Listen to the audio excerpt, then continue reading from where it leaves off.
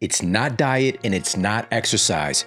You're about to discover the number one thing that determines how long you're going to live right now. One of the largest studies ever conducted on human longevity was completed by researchers at the University of North Carolina and researchers at Brigham Young University and published in the journal PLOS Medicine. It included 148 separate studies and over 300,000 participants. After analyzing this massive amount of data, the researchers uncovered that adults with strong social bonds have a 50% boost in longevity versus individuals who do not. In other words, the researchers found that humans have a 50% reduction in premature death from all causes when they have healthy social relationships. In fact, having strong social relationships was more indicative of how long people live than exercise or even beating obesity. Yes, those things matter, but there's something about having healthy relationships that impacts how long we live far more than anything else. And the question should be, why? And if you dig into this meta-analysis, the researchers point out a few very, very key factors that make healthy relationships so impactful on our lifespan. And we're going to cover them right now. Number one, the number one thing that they pointed out is that social relationships help us to metabolize and adapt to stress. According to these scientists, healthy social relationships appear to provide resources that promote adaptive behavior changes and neuroendocrine responses to acute and chronic stressors that we experience. So these stressors include things like illnesses, challenging life events, and life transitions. Our relationships help us to cope and to adapt to these things. Now they state, quote, "The aid from social relationships thereby moderates or buffers the deleterious influence of stressors on health." Now the question should be, what is it about stress that makes it so damaging to our health? Now, stress is an essential part of life, and it's an essential part of growth and development. We need stress to get better. So obviously, stress can drive beneficial adaptations, but, and it's a big old but, we have to have time and capacity to adapt to the stressors that we face. If stress compiles and becomes overbearing, it can quickly degrade our health. In fact, data published in the journal JAMA Internal Medicine reported that upwards of 80% of physician visits today have a major stress component. Stress is literally making us sick. It is a huge underlying factor in a plethora of chronic and acute conditions. Now, we might superficially think that we don't have a lot of stress going on, and work's not that stressful, but we tend to compartmentalize and put what we perceive to be stressful things into different buckets.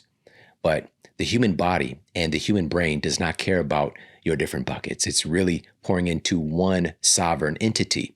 And so we have an overall stress load that includes our mental stressors, that includes our emotional stressors, that includes our physical stressors, that includes environmental stressors, and many other factors. This is going into our overall stress load. And again, if any or all of these things become overbearing, it can rapidly break us down from the inside out.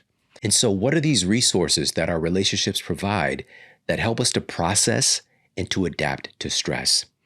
Well, the scientists noted things like, first and foremost, information. Friends, family, colleagues, etc. can provide us with information that can help us to find a solution to our challenges, readjust our perspective about something, or simply provide a reminder of the strength that we have within us. Also, our relationships provide us with emotional support. It's not always what someone says, but how someone can make us feel that can make all the difference in the world. Having someone to talk to vent to express ourselves can be one of the greatest gifts in our lives. Now, this past year, for example, has been incredibly challenging for me and my family. About a year ago, I lost my father, and it was a very layered experience. You know, there's the initial experience, and then there's a processing that happens along the way. And I didn't grow up in a particularly close-knit family. We had a lot of dysfunction, as many families do, but we had some degrees of extreme dysfunction, alcohol abuse, drug abuse. That's actually what landed him in assisted living for many years prior to him eventually passing away, was due to drugs.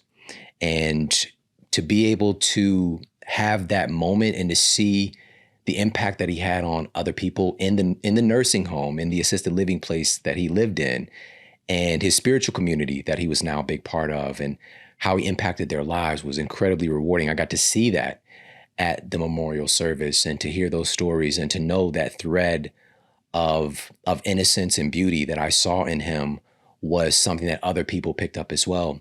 But I also, being a child and growing up in the environment, I got to see the other side.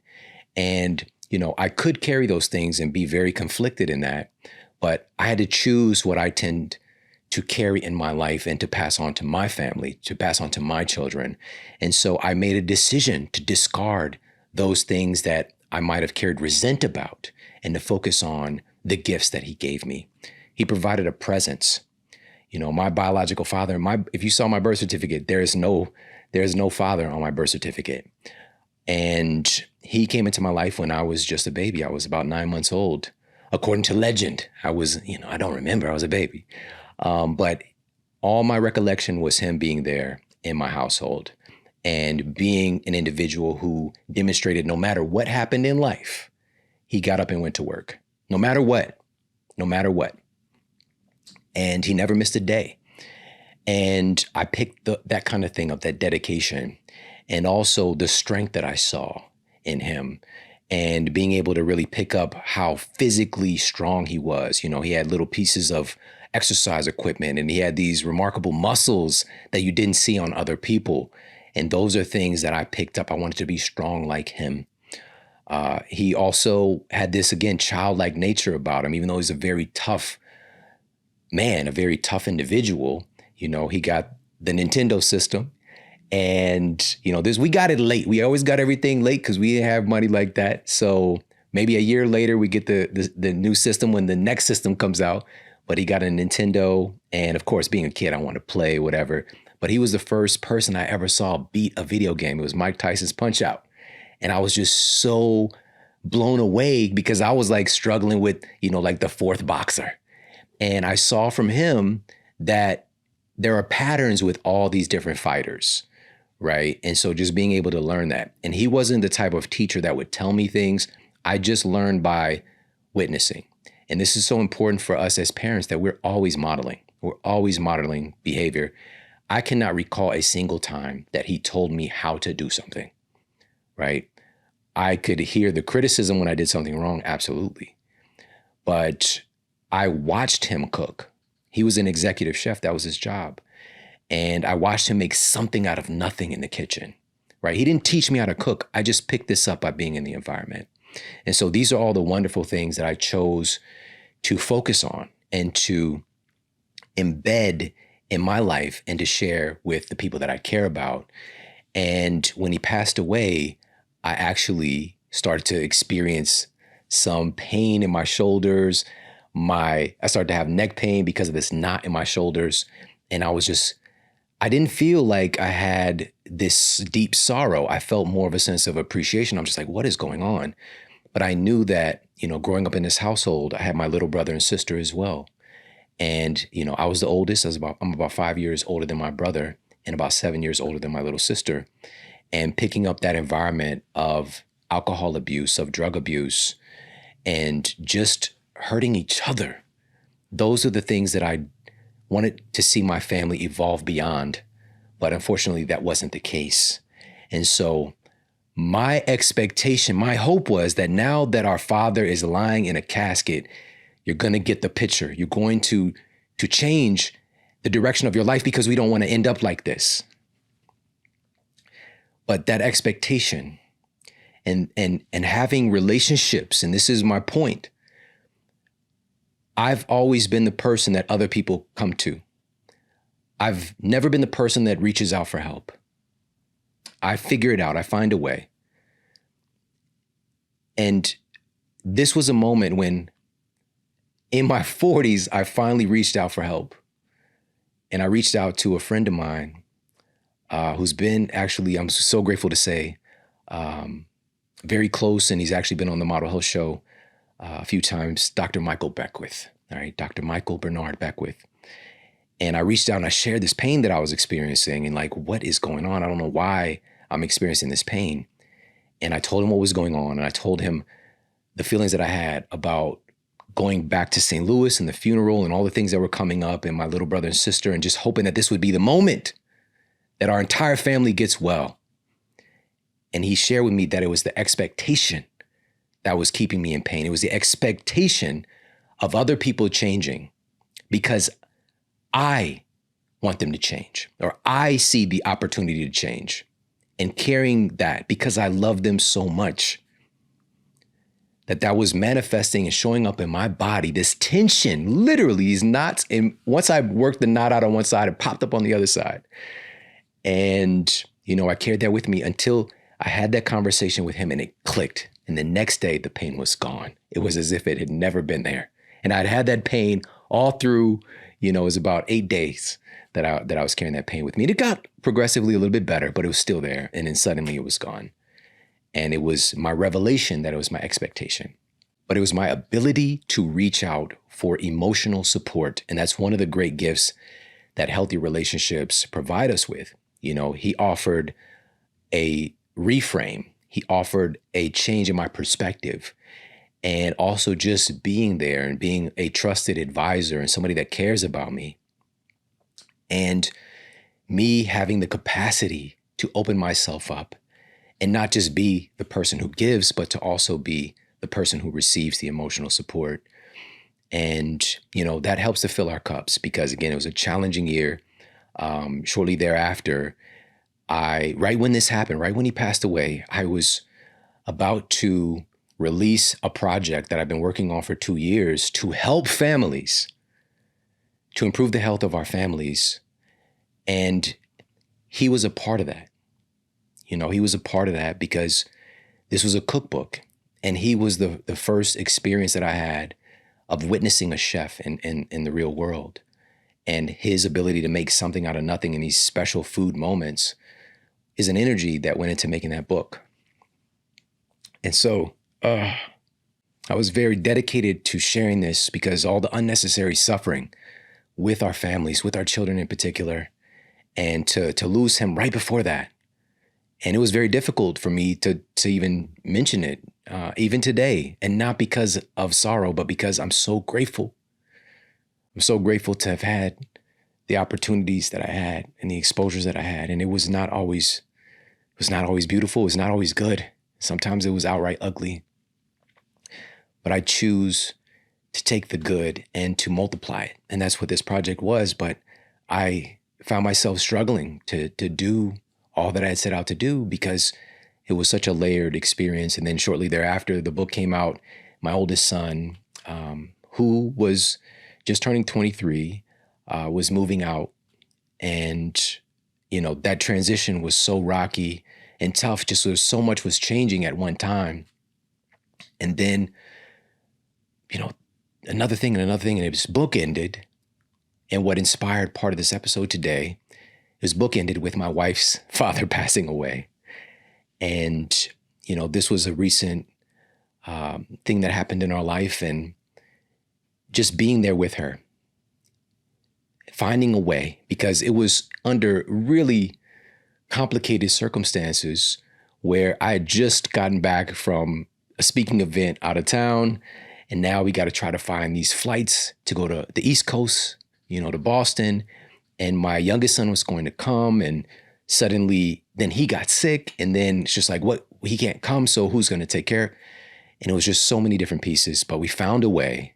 And I got on that flight with her, and she shared with me that just being there with her, it wasn't anything that I said or did. It was just my presence, because we walked into that memorial and she could barely walk in the door. And she knew that she was going to stand in front of this Kenyan community there in Boston that he was a part of, that she didn't personally meet any of these people, maybe like one or two of the near 100 people that showed up for him, and she was going to speak in front of these individuals and represent her life with him when she was younger, because she lived within the household with him till, we'll just say, till she was around 13. And then, they amicably parted ways, the mother and father. He went to the East Coast and had created a new life. But she was there to represent who she knew him to be and the best of him. And she was, of course, carrying some worry about it. And she said to me, well, actually, she didn't say this to me. I heard her talking to people on the phone and sharing this. She shared that just seeing me sitting there in the pews made her feel like everything was going to be okay. Right. And she had the confidence in her voice when she spoke. And I just wanted to be there. That's it. I didn't know how much that would mean to her. And so I'm saying all this to say that it is the emotional support through life's challenges, through life's transitions, through the tough stuff, through the day-to-day stuff, right? Just being able to have that emotional support is part of what keeps us healthy. It's what enables us to process challenges and grief and stressors and to potentially adapt and come back better, right? But it's a part of it. We cannot carry all this unresolved stress because it will literally tear us apart from the inside out. And so that's another one of the things that they noted in this massive study was the importance of that emotional support. Now, we mentioned information that we get from our social relationships. We mentioned emotional support. Now, they also talked about another thing that our relationships give us to help us to process stress, which is tangible things. So that's the third component, is things that are tangible. We can be in service to others in the physical world, and others can do things for us in the physical world. Sometimes a relationship can solve a problem or take care of something challenging for you. For example, a sudden childcare need can be supported with a relationship. And just leaning back into my wife's father passing away and suddenly having a childcare need, I was able to call on my oldest son, and he was able to be there with his little brother.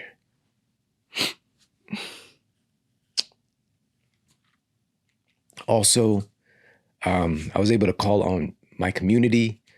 I've got really good friends, one of them being my friend Jay and his amazing wife, Valerie. But I was able to hit up Jay and just to keep an eye out for my son, for my youngest son, Braden, just while, his big brother was working. If he needed anything, Jay was right around the corner. And Jay's probably listening right now. So thank you. So a sudden childcare need, a sudden expense, a relationship could take care of these things and support us when these things happen. One of the things that I was able to witness that I'd never seen, I'd heard the term, I heard my wife talk about it, but there's this principle in her culture, in the Kenyan culture, of Harambee, and individuals coming together to support each other in times of need. And so, as with when my father passed away, I bear that burden of taking care of all the financial pieces because that's my assumed role in the family. And so I assumed that that's what was going to be needed here as well. And I was trying to find extra ways to make sure that we can take care of whatever needs to be taken care of, because it was his wishes to be buried back home in Kenya. So I was like, I don't know what this is going to cost. I'm going to figure it out. But the community came together. I got to see it firsthand. I was just blown away. Every member of this Kenyan community there with him contributed $100 at least. Everybody's just contributing $100. Several hundred people. I had never seen anything like that. Every expense was taken care of. And we could just focus on being there and healing. So, when things come up in our lives, these sudden expenses, our relationships can sometimes just take care of those things for us. And we can take care of things for other people. It's just one of those other tangible things that our relationships can provide us with that help us to process stress. Also, our relationships can be, again, physical action in the world can act as advocacy for us. Maybe it's for a job. Maybe it's for admission into a school. Especially in situations with equal qualifications, a personal relationship can make all the difference in the world. And there was a time for somebody like myself coming from where I come from and really, again, working to figure things out on my own. I was psychologically against the sentiment that it's not what you know, it's who you know. I was against that. It shouldn't be about who you know. It should be about becoming the best person possible for this particular thing. So I was like, if this sentiment of it's not what you know, it's who you know is the principle, I'm just going to know so much, it's not going to matter. So I'm just going to know so much. I'm just going to focus on learning and learning and learning. But today, yes, absolutely, we must invest in becoming the type of person that can be put in position when those relationships enable them to, yes, qualify ourselves. But humans, we are social, dynamic creatures. Being a part of a community and our relationships are what make us who we are. And I was denying that part, subconsciously, because my relationship structure growing up was so fractured and uncertain, but that is the greatest gift that I've received. Even doing this show for these 11 years, that's the greatest gift. And I would not have thought. I started this show to be in service to others. I started this show to ensure that people are getting the education that they were not getting from their healthcare provider, that they were not getting from their conventional education, because I come from those things. I received a conventional college education and I was not taught what real health is. That was my mission. But what I received from it, it wasn't the peace of mind knowing that I'm making a difference. Yes, that was huge. It was the relationships, the good that came back to me in the form of good people that I can't even tell you how overjoyed and grateful I am for that. But it came in the form of people, which again, I would not have expected that. So other life needs that can be supported, tangible things through our relationships are things like food, shelter, transportation. Relationships can provide all these very real, very tangible things that, again, help us to adapt and process stressors. Now, something else that our relationships can provide us with in the tangible sense is providing us with physical presence and physical touch. We have a plethora of studies affirming how healthy and supportive physical touch can improve brain health, immune system function, and reduce stress. For instance, a study cited in the journal Psychoneuroendocrinology took 67 women between the ages of 20 and 37 who've been married or cohabitating with a significant other for at least 1 year at the time of the study. Before exposing the women to a psychosocial laboratory stressor, participants were randomized into 3 groups. One group received verbal support from their partner. One group received positive physical touch from their partner, and the other group received no interaction with their partner prior to the stress exposure.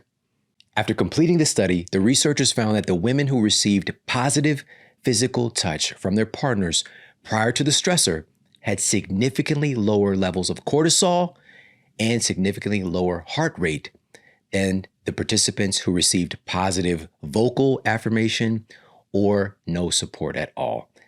Physical touch matters. It makes more of a difference than anything else in the context of stress. Again, according to numerous studies, this was just a really well done randomized controlled trial.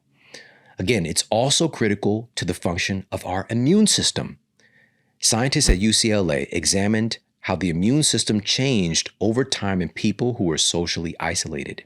They observed a change in the genes that socially isolated immune systems were expressing.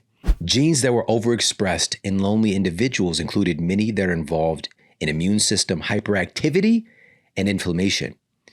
In addition, several key gene sets were underexpressed in these individuals, including those involved in antiviral responses and antibody production. So again, this physical touch component truly does help us to metabolize and adapt to stress, from the level of our brain health to the level of our endocrine system and our stress response and even our immune system response.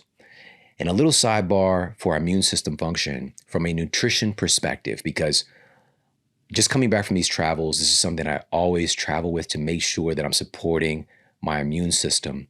And I want to make sure that you and your family are utilizing this because it just freaking works and it's so simple.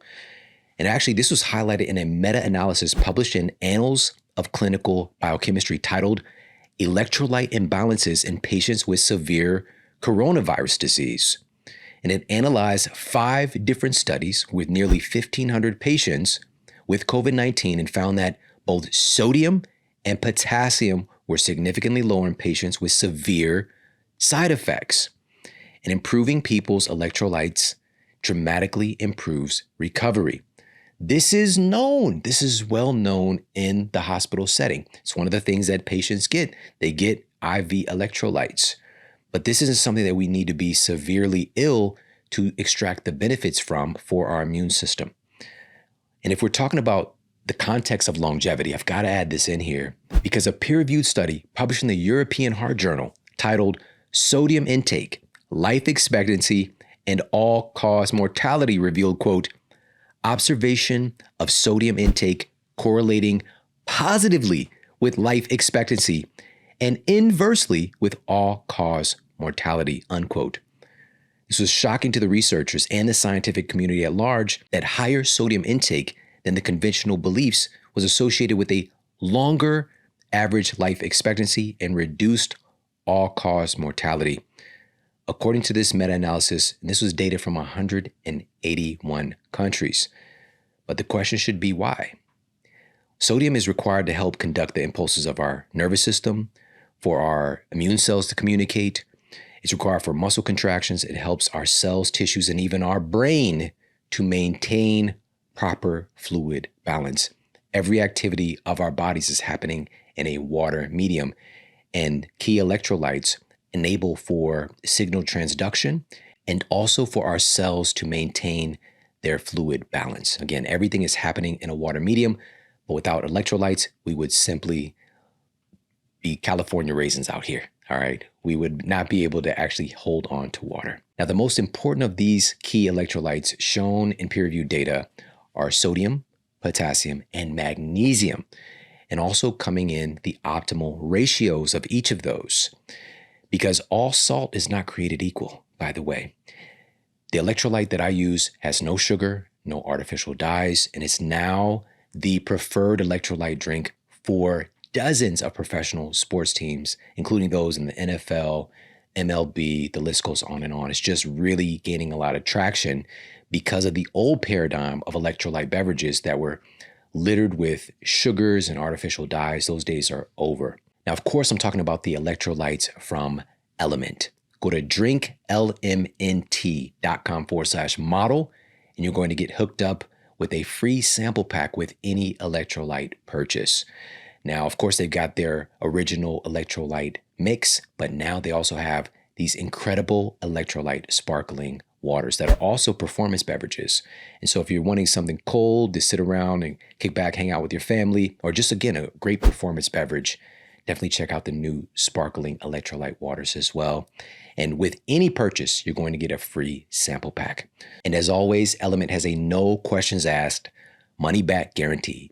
So you have nothing to lose and better hydration to gain. Go to drinklmnt.com/model to take advantage. And now moving on, we covered how these researchers disclosed that it is our relationships that help us to process, to metabolize, and to adapt to stress. So that was number one. Moving on to number two of what they found in the research of why relationships help us to live longer, healthy relationships. Number two is that social relationships provide encouragement and modeling. They noted that social relationships appear to be protective of health through means that are not necessarily intended to be helpful or even supportive to other people directly. For instance, the researchers stated, quote, social relationships may directly encourage or indirectly model healthy behaviors. Thus, being part of a social network is typically associated with conformity to social norms relevant to health and self-care, unquote. So it's the modeling or the encouragement to take care of oneself that can come from our social relationships. And some of the most long-lived people on planet Earth have communities and social norms that involve physical movement, strength, and mobility. For example, in one of the renowned blue zones that have some of the highest numbers of centenarians, these are people living 100 years and beyond, and people living longer overall than anywhere else in the world, is Okinawa, Japan. And this is where they have some social norms that really stand out. One of them is the practice of sitting on the floor. In Okinawa, people traditionally sit on the floor to read, eat, talk, and relax rather than sitting in chairs. Older Okinawans sit and get up from the floor dozens of times per day. Now, as strange as this might sound, this is actually another hallmark for extending our lifespan. A study published in the European Journal of Preventive Cardiology titled "Ability to Sit and Rise from the Floor as a Predictor of All-Cause Mortality" revealed how the ability to sit and rise from the floor is a significant predictor of mortality in people between the ages of 51 to 80. It was so telling in the data how important this ability is that every unit increase in their score, i.e., improvement in being able to do this act of sitting down and getting up off the floor, every unit increase in their score led to an additional 21% improvement in their survivability. All right, so we're talking about survivability when somebody has a fall, when somebody experiences a cardiovascular event or a digestive illness, whatever the case might be. Every unit increase in their ability to sit on the floor and to get up is a boost in 21% more survivability. Now, the question is why? This just seems very strange. Well, sitting on the ground is something humans evolved to do. In many ways, it's something our genes expect from us for the expression of various aspects of mobility. How we move and how we sit are data inputs. Sitting on the ground engages muscles, ligaments, tendons, and more in certain ways that translate to more functionality while not sitting.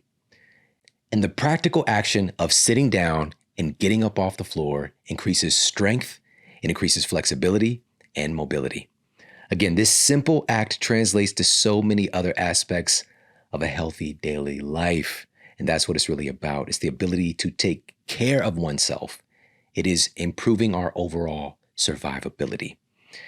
Now, combine this social input from folks in Okinawa and other parts of the world as well. Going back to, my wife's culture, and she's got these pictures of her grandmother sitting on a stool that is literally like the leg of the stool is 1 inch.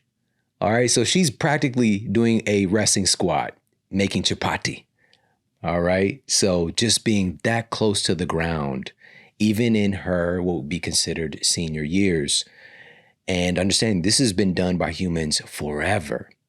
But if we combine this activity with the social activities that we can do on the floor, like eating together, like just hanging out and talking, playing games, relaxing, enjoying entertainment. And this is a social norm that other cultures thrive with, that we can choose to model this behavior ourselves.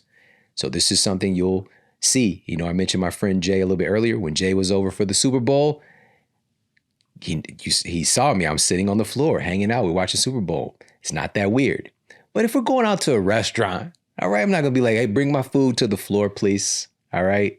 We don't got to be super weird with it. But to drive this point home, whether we're sitting on the floor or not, it is understanding that we are being encouraged and we're being influenced by the activities of our relationships, by how the people in our lives are living. There's been a great discovery and debate about mirror neurons for many years now. And these are essentially neurons in the human brain that are simulating us, that are modeling, that are simulating us doing the things that we're witnessing. Now, there's different degrees of how that actually works, and we're still working to figure that out. But we do know that one of the earliest forms of learning from human babies, or just really any species, is mimicry, is just simply copying what they're witnessing. And the question is, how are we doing that? How are we able to be taskmasters? All right. Shout out to the Marvel Universe. So that's a deep cut right there, if you know about taskmaster. But how are we able to model things is because of these really incredible neurons and just really the way that our systems are wired up and how they sync up with other people. So this is one of those things for us to emphasize: healthy social bonds. Who are we being influenced by? This doesn't mean that the people around us need to be super influential, doing all the stuff that we want them to do to encourage us, but it's making a conscious choice to make sure that we're getting ourselves around people that we want to model their behavior.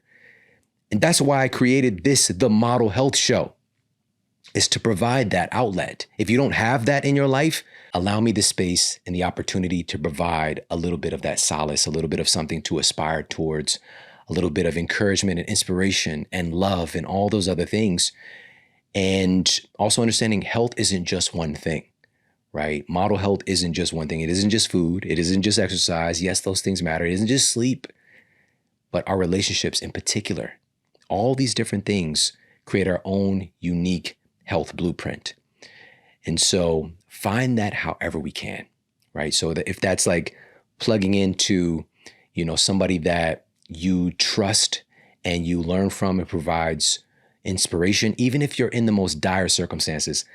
When I was living in Ferguson, Missouri, that's when I found out about Dr. Mark Hyman. And I was just shocked. I was shocked that there was an MD out here saying blatantly that you can reverse type 2 diabetes. It was, you couldn't really say that. It wasn't something that was considered to be, quote, curable. But he was saying it, and he was showing the data and showing what he's done with his patients. And so I was just shocked, because all I knew at the time was that once you get a diagnosis for these chronic conditions, you got to live with them forever.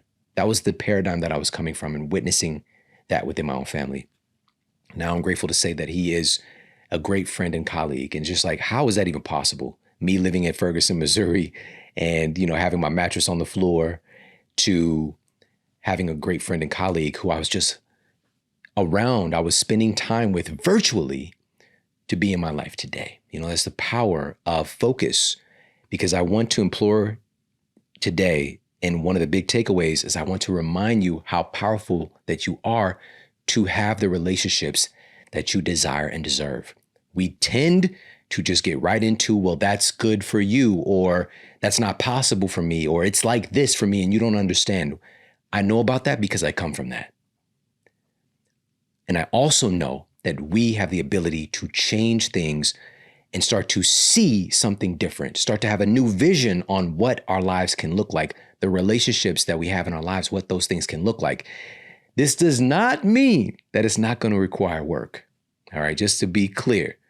All right, we don't have suddenly the genie, the lamp shows up, and it's, whether it's the Robin Williams version or the Will Smith version. The Will Smith one might slap you. I don't know. All right. Whatever genie's popping out the bottle, and suddenly, I've got these perfect relationships. It doesn't work like that. All right. Now that was crazy, that was crazy. But it's something that's going to require us to change as well, because we need to become the type of person that can not just have those things, but to sustain them. And what that really is, the most important quality is simply becoming a person who chooses to grow. Now, I cannot talk about Okinawa and I cannot talk about Japan without talking about one of their other great gifts that they have within their culture that they're also providing for the rest of us. And there is a practice, there's a deeply embedded ritual and cultural norm of drinking tea, specifically drinking tea together. And, people that travel to that part of the world who live in that culture, they know that just going to different places, you're getting served tea. But there's a specific tea that's actually made by a Japanese tea master. All right, now there's only like 15 Japanese tea masters in the entire world. That is centered around longevity, that is centered around brain health and cognitive function. It's one of those other secrets that shouldn't be a secret ingredient in the longevity scene in the culture in Japan. Now, of course, you know about green tea. Green tea contains a really remarkable amino acid called L-theanine that's able to cross the blood-brain barrier and to interact and engage with GABA in our brain and nervous system, which helps to reduce anxiety and makes us feel more centered and relaxed. Now, another way that L-theanine works to improve our focus is noted in the peer-reviewed journal Brain Topography. The researchers observed that L-theanine intake increases the frequency of our alpha brainwaves, indicating reduced stress. We already talked about the impact of stress, enhanced focus, and even increased creativity. Now, I'm talking about, again, it's crafted by a Japanese tea master. It's going beyond the norm of just green tea. This is Sun Goddess Matcha green tea from Peak Life. It's the first matcha that's quadruple toxin screened for purity. There's no preservatives, sugar, artificial sweeteners, none of that stuff. Just the very best matcha green tea in the world. If you would like to enjoy this incredible matcha green tea, head over to peaklife.com/model.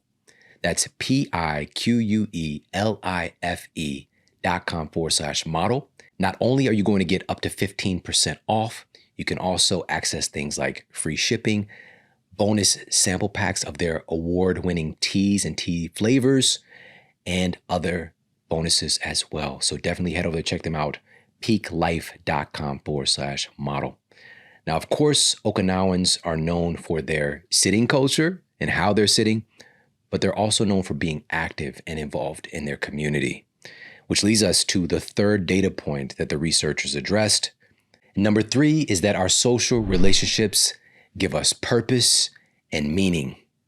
The scientists noted that being part of a social network gives individuals meaningful roles that provide self-esteem and purpose in life. It gives people a why to live. It gives people a why to get up in the morning and to live life. And their genetic expression responds accordingly. Our thoughts and our beliefs deeply impact our biology. Every thought that we think creates correlating chemistry in our bodies that inherently function as an epigenetic controller. Now, I'm not just saying this. This is coming from leading cell biologist and one of the fathers of epigenetics, Dr. Bruce Lipton. And he shared that with me right here on the Model Health Show. So again, that's another great resource to check out as well, in addition to this, because his work studying the biology of belief is showing that our thoughts and our beliefs supersede other inputs that influence our genetics, like our diet, like exercise, like sleep. All those things matter. But he shared with me that our thoughts and beliefs are the most powerful game changers when it comes to our health expression. Now, specifically, our beliefs about ourselves, our sense of value, our feeling of purpose and meaning in our lives creates associated hormones, neurotransmitters, and other chemistry that create a life-affirming environment in and around ourselves. And having a sense of purpose in many ways directs our cells towards living. And a recent study conducted by researchers at Boston University's School of Public Health found that having a purpose lowers the risk of all causes of death, regardless of race, gender, ethnicity, and several other factors. But here's something interesting. They found the effects were even more pronounced among women. Could this be one of the reasons why women tend to live longer on average than men? It's tied to that sense of purpose. The study included over 13,000 adults over the age of 50, and it was co-funded by the NIH. The analysis revealed that people with the strongest sense of purpose lowered their risk of premature death by 15.2% compared to people with the least sense of purpose. Again, it's a powerful epigenetic influence. Now, these 3 components of why our relationships are so impactful on how long we're going to live and how long we're going to live healthfully. Again, our social relationships impact us in helping us to metabolize and process and adapt to stress. Our relationships provide encouragement and modeling, and our relationships give us a sense of purpose and meaning. These three things are just scratching the surface. There are so many other aspects of why our relationships are so impactful on our lifespan and our health span. As a matter of fact, the director of the longest running longitudinal study on human health and longevity at Harvard University is the fourth director to have this baton passed to him. The study's been going on for about 80 years. It's an incredibly massive data set. He shared with me that the number one thing from his data that he was skeptical of, he came into this not just believing the former director. He went and analyzed massive amounts of data himself. He went to other institutions, looked at other studies like the one we just covered as well. And it was clear to him and shocking and changed his life that the number one determinant on how long we're going to live is the quality of our relationships, what he called healthy social bonds. When I asked him point blank, why is it that our relationships, our healthy relationships, help us to live a longer life more so than anything else? He reiterated that point that healthy relationships appear to extend our lifespan by helping us to metabolize stress. Now, additionally, what has come forth in multiple conversations with these experts since then is that our relationships are so impactful on our health because they are the number one influence on our lifestyle and health-related choices. Our relationships are likely the most impactful thing on what you eat. Our relationships are likely the most impactful thing on whether or not you exercise, what type of exercise you do. Our relationships are the most impactful thing on our sleep quality. All right, the list goes on and on. Our relationships are really the governing force that are influencing all those other things. It's really the tip of the spear.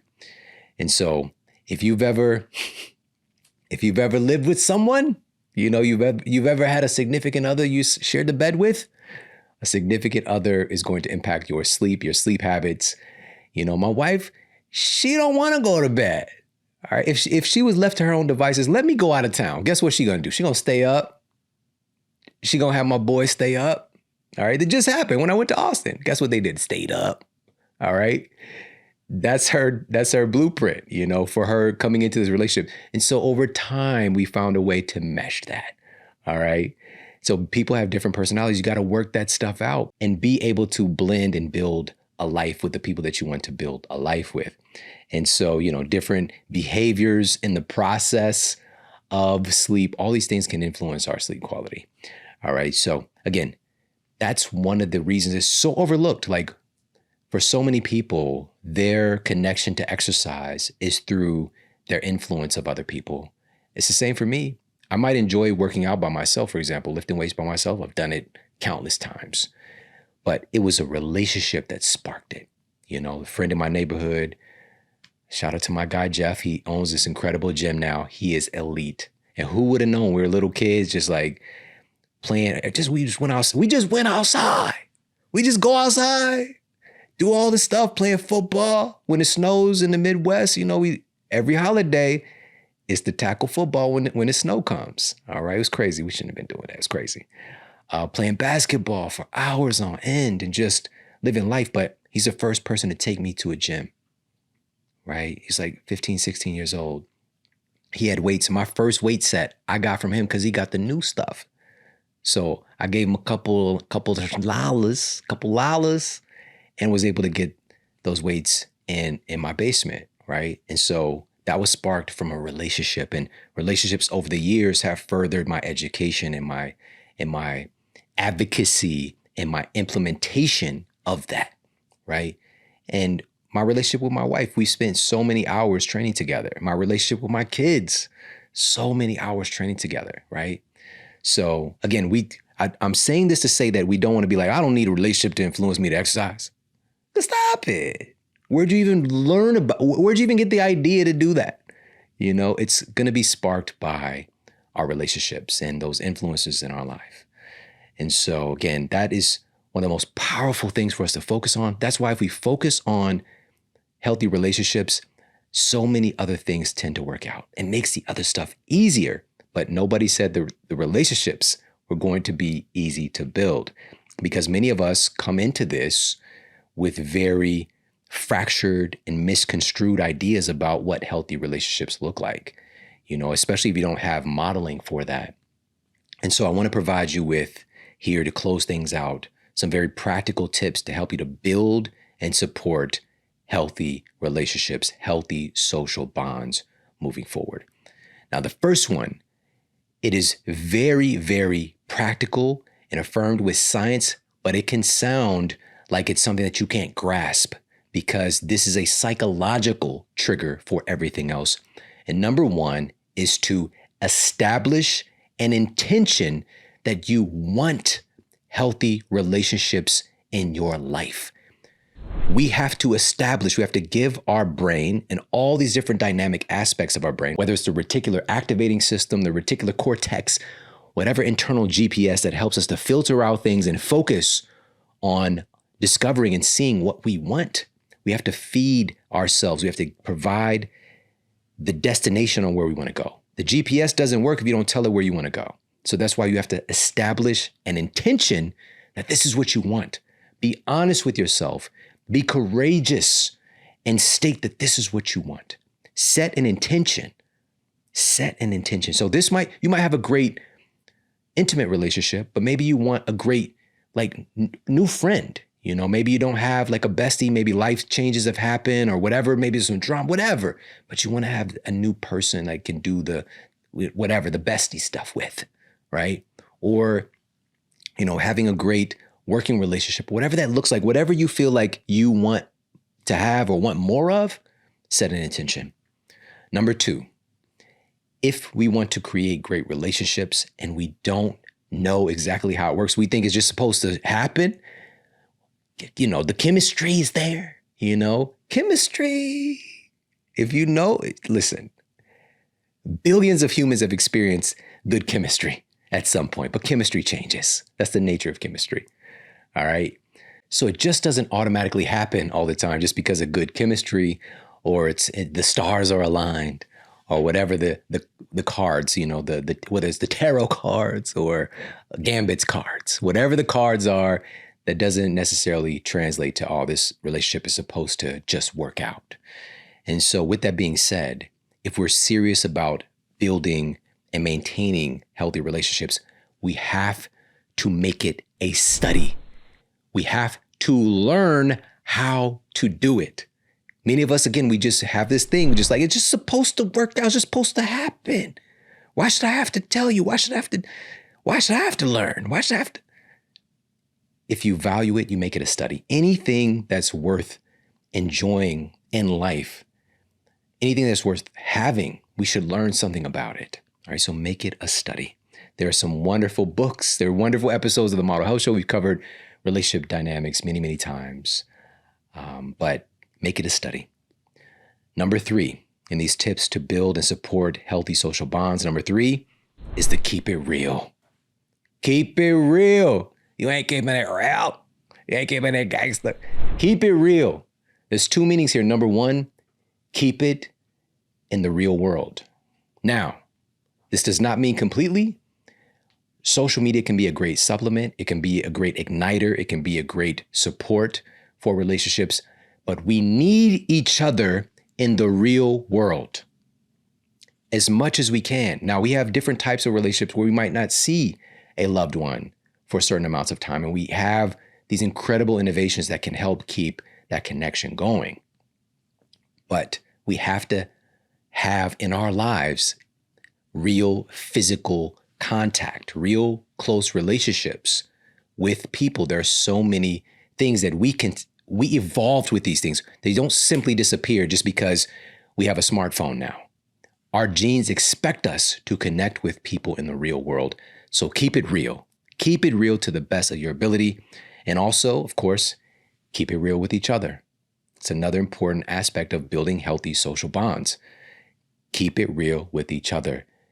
authenticity, being who you are, is one of the most important things. You don't want to come into these relationships. What we tend to do, again, we bring forth our best self, our representative, and we we meet a person who's like, they don't even know how weird I am. All right. They don't even know that I've got like 3 pairs of socks on right now. It's just like, I'm just like that. All right. The strange things about us, the unique quirks and all the different things, these are things for us to share and to be open about, right? To be authentic. And also having the audacity to, when I say keep it real, to keep it honest and to communicate and to share, how we're feeling, to share, who we are, what our desires are, what we want, our expectations, our standards, all these different things, to communicate. All right. So that everybody at least is aware of who everyone is, right? There's so much hiding. There's so much hiding. And unless you're playing hide and seek, and by the way, the fun part of hide and seek, eventually you want somebody to find you, or like to be able to pop out I won or something. You don't want to hide forever.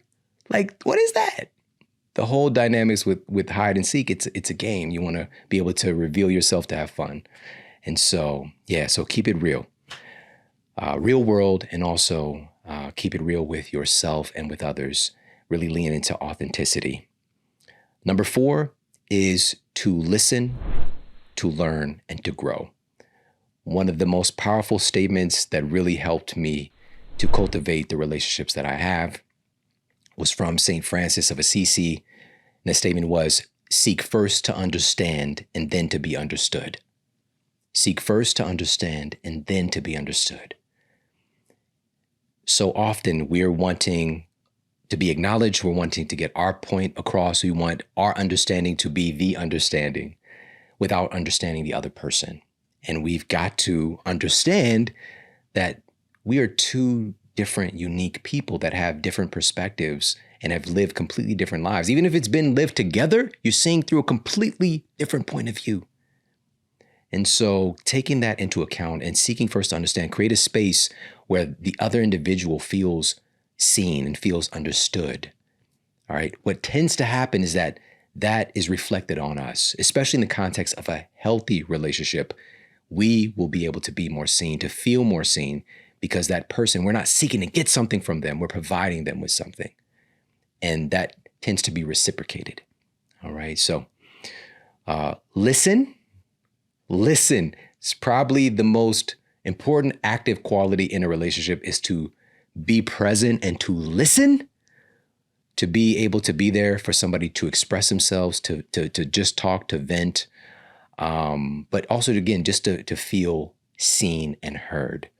So this is listen, learn. It's going to be a lot of learning, and grow.